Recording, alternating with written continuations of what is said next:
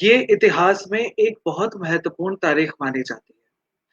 ये इसलिए महत्वपूर्ण नहीं हो जाती है कि इस दिन कोई बहुत बड़ा कारनामा किया गया था, बल्कि ये इतिहास में एक काला अध्याय माना जाता है। हम बात कर रहे हैं बाबरी मस्जिद विध्वंस की। बाबरी मस्जिद विध्वंस जो 6 दिसंबर 1992 में कुछ असामाजिक तत्वों द्वारा किया गया था, वो आज भी भारतीय इतिहास में एक काला अध्याय माना जाता है।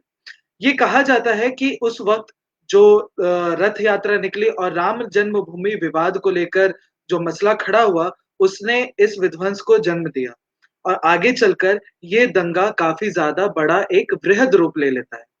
लेकिन आज हम लोग बाबरी मस्जिद विध्वंस की बात क्यों कर रहे हैं? आज हम लोग बाबरी मस्जिद विध्वंस की बात इसलिए कर रहे हैं, क्योंकि आज सुप्रीम कोर्ट की एक बहुत बड़ी टिप्पणी आई है। सुप्रीम कोर्ट ने ये टिप्पणी करके कहा है कि इसकी सुनवाई जल्द से जल्द होनी चाहिए और आपराधिक मामले के तहत होनी चाहिए। इसमें पहले से बता देते हैं कि राम जन्मभूमि का फैसला आ चुका है, जिसमें ये कहा गया है कि मंदिर उस जगह पे बनाया जाएगा। लेकिन उसके बाद ये लगातार मांग उठ रही थी कि बाबरी मस्जिद विध्वंस के दंगे में जो कई लोग मारे गए, उनके साथ क्या इंसाफ होगा या इंसाफ नहीं होगा। इस पे सुप्रीम कोर्ट ने आज साफ कर दिया है कि उन्हें भी इंसाफ मिलेगा और जल्द ही इसका फैसला सुनाया जाएगा। सुप्रीम कोर्ट ने एक तय समय सीमा के अनुसार फैसला सुनाने के लिए कहा है। सुप्रीम कोर्ट ने कहा है कि 30 अगस्त तक इसका फैसला सुना देना चाहिए। इसके अलावा उन्होंने सीबीआई कोर्ट से कहा है कि वीडियो कॉन्फ्रेंसिंग के ज़रिए इसकी सुनवाई की जाए और जल्द ही मामले का निपटारा किया जाए। अब ये देखना होगा कि क्या वहाँ के जो पीड़ित हैं, उनको सही इंसाफ मिल पाएगा या नहीं। अभी एक तस्वीर जो आप लोग अपने स्क्रीन्स पे देख रहे हैं, ये काफ़ी दर्दनाक तस्वीर है। ये तस्वीर अभी की नहीं है। ये तस्वीर पिछले 1 साल पहले की है जब किसानों का लॉन्ग मार्च हुआ था। ये महाराष्ट्र में मुंबई तक आया था और किसान पैदल चलते हुए आए थे। लेकिन उस वक़्त भी हम लोगों ने किसानों और मज़दूरों की माँगों का ध्यान नहीं दिया। क्योंकि हम लोग किसानों और मज़दूरों को अपने समाज, अपने तबके का, अपने हिस्से का मानते ही नहीं। इसी का आज परिणाम देखने को मिला है कि औरंगाबाद में 15 मज़दूर ट्रेन के नीचे आकर अपनी जान गँवा देते हैं। रिपोर्ट से मिली जानकारी के अनुसार इन मज़दूरों ने ई-पास के लिए अप्लाई किया था, लेकिन ई-पास नहीं मिलने की वजह से ये सारे के सारे मज़दूर पैदल ही निकल चुके हैं। अभी कोविड-19 के बाद जब पूरे देश में लॉकडाउन किया गया, तब वहाँ की स्थिति काफ़ी ज़्यादा खराब होने लगी। कई मज़दूर जो अलग-अलग राज्यों में रह रहे थे, वो पैदल ही अपने घरों के लिए निकल गए थे। कई महीनों के बाद दिनों के बाद लगभग 1 महीना बीत जाने के बाद सरकारों ने ये फैसला लिया कि प्रवासी मज़दूरों को हम लोग वापस अपने यहाँ बुलाएँगे। उन्होंने पहले इसके लिए कोई भी फैसला नहीं लिया था। लेकिन जब अब फैसला आया है तो कई लोगों को ई-पास की सुविधा नहीं मिल रही है जिसकी वजह से वो पैदल निकल रहे हैं। ये 15 मज़दूर भी अपने घरों के लिए पैदल निकले थे और आज जब वो थक कर सो रहे थे, तब उनके ऊपर से मालगाड़ी गुज़र जाती है। हालाँकि ये पूरे तरीके से एक दुर्घटना थी, एक एक्सीडेंट था। इसमें पायलट ने जो लोको पायलट थे, उन्होंने बताया कि उन्होंने ब्रेक मारने की पूरी कोशिश की, लेकिन वो उन लोगों को बचा नहीं पाए। इसमें 5 लोग घायल भी हुए हैं। महाराष्ट्र के औरंगाबाद की ये घटना हम लोगों पे ये सोचने पे मजबूर कर देती है कि किस तरीके से हम लोग अपने आस-पास के मज़दूरों को पलायन के लिए मजबूर कर दे रहे हैं। कई ऐसी रिपोर्ट्स सामने आ रही हैं जिसमें या तो राज्य उन्हें लाना नहीं चाह रहा है या तो कोई राज्य उन्हें भेजना नहीं चाह रहा है।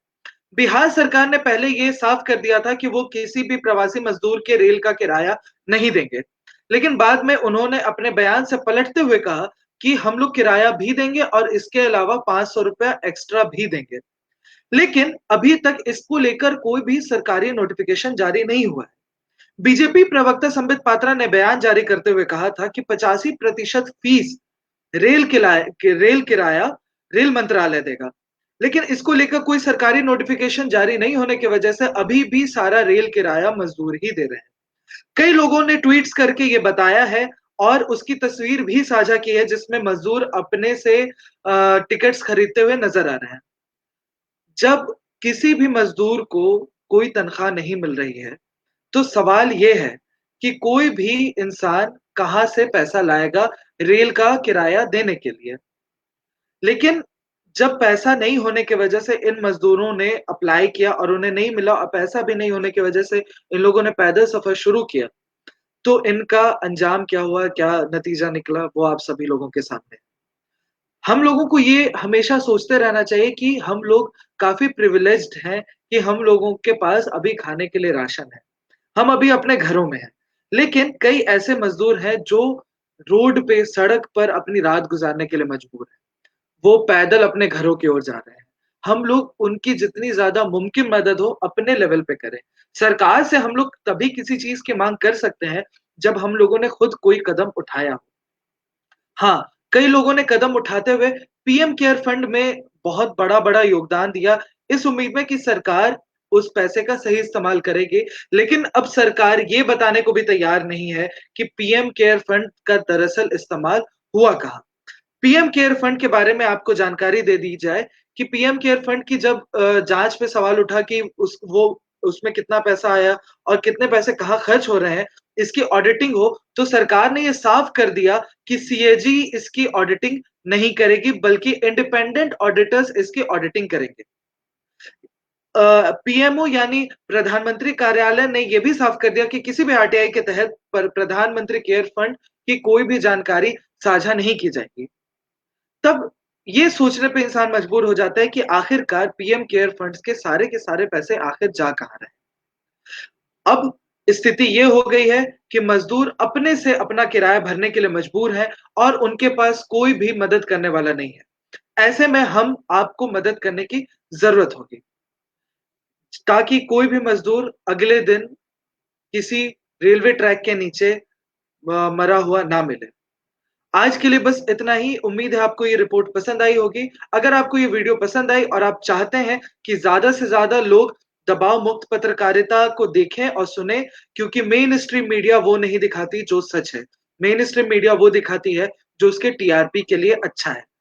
और अगर आप चाहते हैं कि ये पत्रकारिता ऐसे ही चलती रहे, तो आप इस वीडियो को ज़्यादा से ज़्यादा शेयर करें, ज़्यादा से ज़्यादा लोगों तक पहुँचाएँ और डेमोक्रेटिक चरखा के इस पेज को लाइक करें, फॉलो करें और हमारे साथ हर अपडेट के लिए बने रहें।